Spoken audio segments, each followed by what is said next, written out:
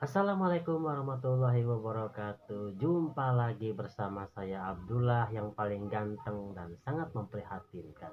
Seperti biasa, saya mau berbagi ilmu. Ilmu kali ini yang saya sampaikan adalah tentang ilmu kebal ya. Ilmu kebal tahan bacok ya, anti bacok, anti gores, anti sabetan ya. Sabetan dari pedang kah, sabetan dari celurit kah ya, atau sabetan dari kampak ya. Oke, kali ini saya akan membahas tentang ilmu kebal ya. Semua orang yang mempunyai ilmu kebal itu di dalam tubuhnya ada jinnya ya. Kenapa saya bisa tahu di dalam tubuhnya ada jinnya? Orang yang punya ilmu kebal, yang kebal tahan bacok, tahan sabetan ya. Ini hasil penelitian saya ya. Saya hanya meneliti dan bertanya langsung kepada bangsa iblis, namanya Panglima Dajjal si mata satu ya. Saya bertanya kepada Panglima Dajjal si mata satu ya.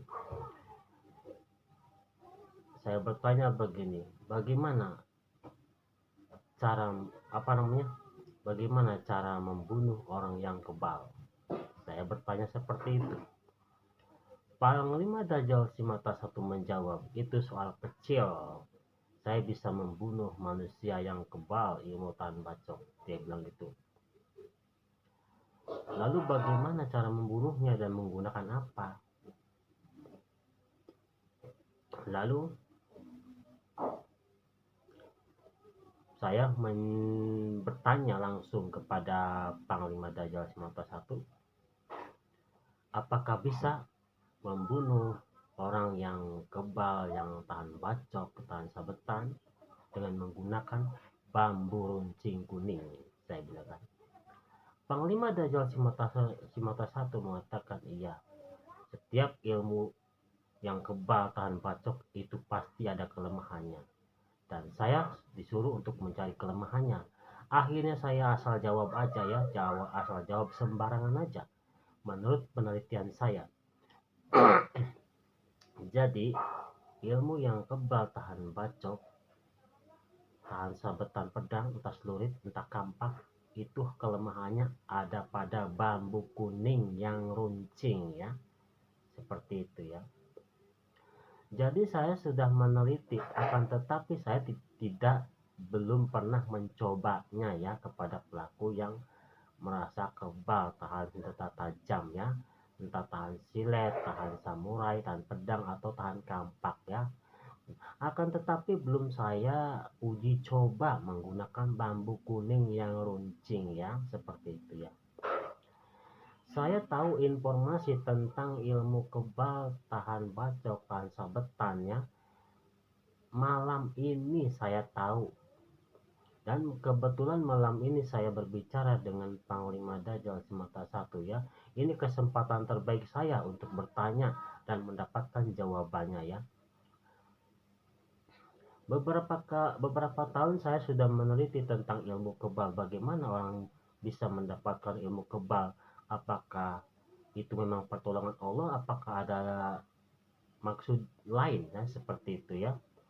Ternyata alhamdulillah hasil penelitian saya, orang yang memiliki ilmu kebal itu mayoritas di dalam tubuhnya ada jinnya ya. Kenapa saya bisa tahu mayoritas orang yang mempunyai ilmu kebal di dalam tubuhnya ada jinnya? Itu karena saya dikasih tahu langsung sama Panglima Dajjal si mata satu ya.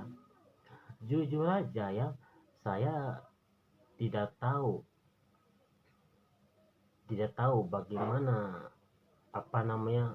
caranya untuk membunuh manusia yang kebal ya, atau melukai orang yang kebal ya. Saya tidak tahu, jujur aja tidak tahu. Akan tetapi saya dikasih tahu oleh Panglima Dajjal si mata satu dari bangsa iblis sendiri. Dia ngasih tahu ke saya bahwa kalau manusia yang ilmunya kebal terhadap senjata tajam, entah pedang, entah samurai, entah kampak, itu kelemahannya ada pada bambu kuning yang runcing ya. Coba Coba kita lihat secara langsung atau praktekkan sendiri ya kepada para pelaku yang mempunyai ilmu kebal ya. Apakah dia masih kebal atau tidak ya, atau tahan bacok atau tidak ya menggunakan bambu kuning yang runcing ya, seperti itu ya. Saya sebetulnya sudah lama sekali meneliti tentang orang yang kebal dan bagaimana cara mendapatkannya ya. Ternyata rupanya mereka itu menyimpang ya dari ajaran Allah Subhanahu wa taala ya. Orang yang mempunyai ilmu kebal adalah orang pelaku yang melakukan kesyirikan kepada Allah ya, karena dia bekerja sama dengan bangsa jin ya. Sedangkan Allah Subhanahu wa taala melarang manusia untuk berteman atau berkawan dengan bangsa jin atau bangsa iblis dan lainnya ya. Itu melarang Allah ya. Karena yang namanya bangsa jin, bangsa setan, bangsa iblis itu adalah musuh nyatanya manusia, bukan malah berkawan apalagi berteman ya. Seperti itu ya. Dan inilah hasil penelitian saya ya. Jadi buat buat ibu-ibu, buat bapak-bapak, buat kawan-kawan ya. Jadi saya sarankan agar Anda tidak memiliki atau ilmu kebal terhadap senjata tajam ya. Kita jadilah manusia normal yang biasa saja ya. Akan tetapi orang yang mempunyai ilmu kebal itu di dalam tubuhnya ada bangsa jinnya ya. Ini bukan kata saya sendiri loh, tapi ini pengakuan dari Panglima Dajjal si mata satu. Ini dari bangsa iblis, levelnya sudah panglima langsung ya. Dia ngasih tahu informasi ke saya. Yang namanya Panglima ya, Panglima Dajjal si mata satu itu ilmunya sangat tinggi ya. Bahkan semua bangsa jin itu tunduk dan takut sama Panglima si mata satu ya. Apabila ada bangsa jin ya yang melawan Panglima Dajjal si mata satu, tanpa basa-basi Panglima Dajjal si mata satu akan memakannya, membunuhnya dengan cara memakannya, seperti itu ya. Jadi sangat luar biasa ya kehebatan Panglima Dajjal si mata satu ini ya, ditakuti semua bangsa jin. Tetapi yang namanya Panglima Dajjal si mata satu, ternyata ada yang lebih hebat lagi. Siapakah itu? Allah Subhanahu wa taala. Allah Subhanahu wa taala adalah Tuhan semesta alam yang menciptakan semua makhluk yang ada di bumi ini ya. Dialah yang paling hebat. Bahkan ada level Panglima Dajjal yang ilmunya tinggi, bahkan Raja Iblis yang lebih tinggi lagi, yaitu apa namanya, Ajajal ya. Raja Iblis itu Ajajal namanya ya. Dia ilmunya tinggi juga dia. Dia adalah mantan malaikat ya, tapi dia makhluk, cuma makhluk ciptaan Allah. Yang lebih hebat adalah Allah Subhanahu wa taala ya. Jadi buat ibu-ibu, buat bapak-bapak, buat kawan-kawan ya, saya mengingatkan kembali, jangan mempelajari ilmu kebal ya, tahan bacok, tahan sabetannya, entah sabetan parang, pedang, atau samurai, atau kampak, atau celurit, tahan bacok kebal. Kita digores tidak apa-apa, tidak luka. Jangan ya, jangan, itu adalah penyimpangan dari ajaran agama Islam ya.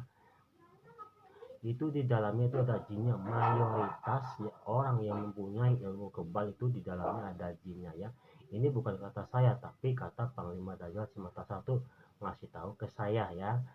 Dan juga saya akan kasih tahu semuanya kepada ibu-ibu, bapak-bapak, dan kawan-kawan ya. Saya kasih tahu ya, ilmu kebal itu bisa dikalahkan dengan bambu runcing yang warna kuning ya. Oke lah, kita bertemu dengan salah satu contoh ya, entah begal, entah preman, dia mempunyai ilmu kebal. Nah, kita bawa aja bambu runcing ya, kita tusukkan aja ke batang lehernya atau ke perutnya, pasti dia akan mati tertusuk oleh bambu runcing itu ya.